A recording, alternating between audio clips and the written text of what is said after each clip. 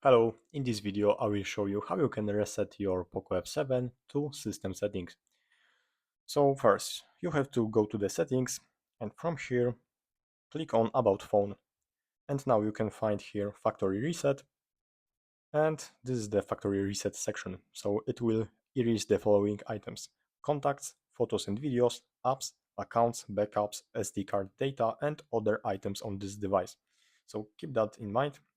It will be all deleted. So click Erase All Data.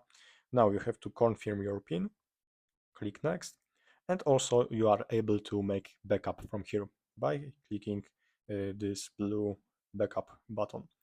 But I will not do that. So I'm clicking Factory Reset.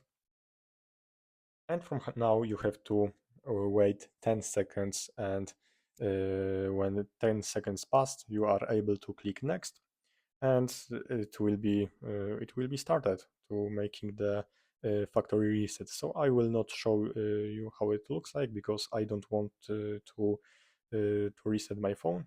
So yeah, you are able to make factory reset by using About Phone and Factory Reset section.